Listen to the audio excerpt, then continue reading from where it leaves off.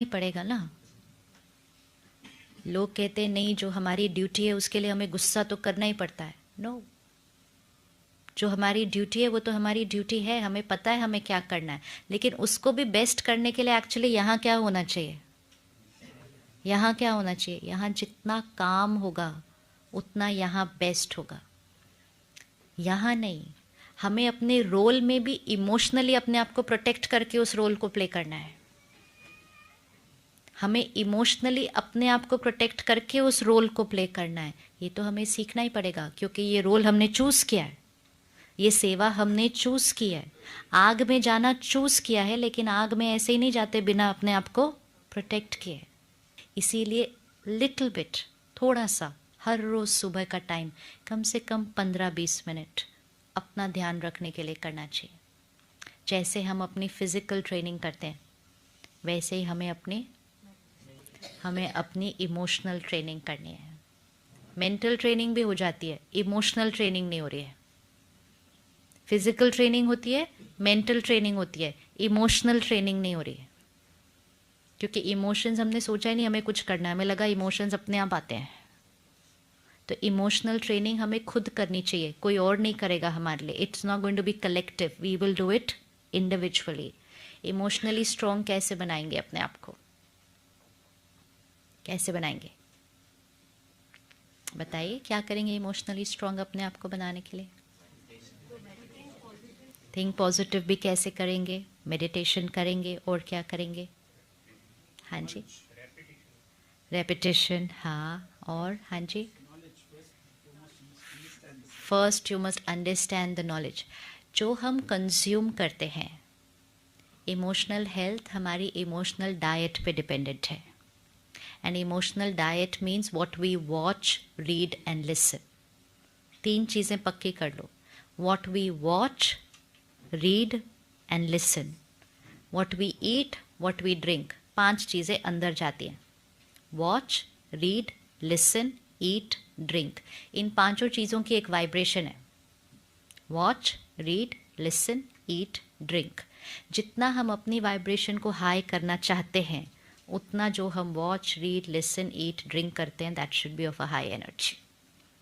If that is of a lower energy, then we will not be able to be a high energy here. तो सबसे पहले taking care of what we watch, read, listen, ध्यान रखना है, ध्यान रखना है। एंड रोज़ सुबह कम से कम 20 minutes रखें where you watch, read, listen something which is here.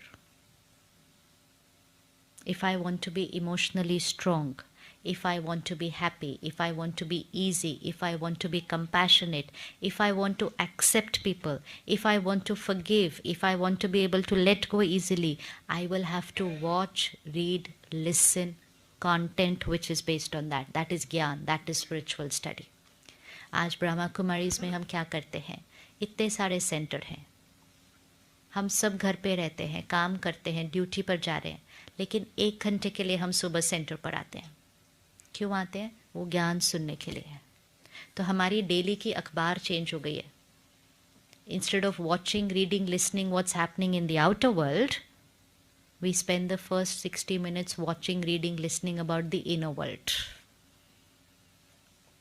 क्योंकि आउटर वर्ल्ड से जो इंफॉर्मेशन मिल रही है इस टाइम, उसकी क्वालिटी थोड़ी, सुबह सुबह उठते ही माइंड फ्रेश होता है, अब्जॉर्प्शन पावर हाईएस्ट होती है। बचपन में सिखाया जाता था सुबह उठ के पढ़ो। क्यों सुबह उठ के पढ़ो? जो सुबह उठ के पढ़ेंगे वो अच्छे से याद हो जाएगा। आज हम अगर सुबह सुबह उठ के न्यूज़पेपर खोल दे तो हम सुबह सुबह क्या पढ़ रहे हैं?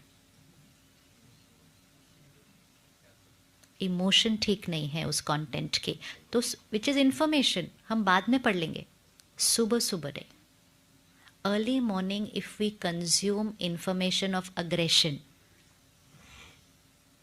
discontentment, criticism, humiliation and other things, then that's what we start becoming.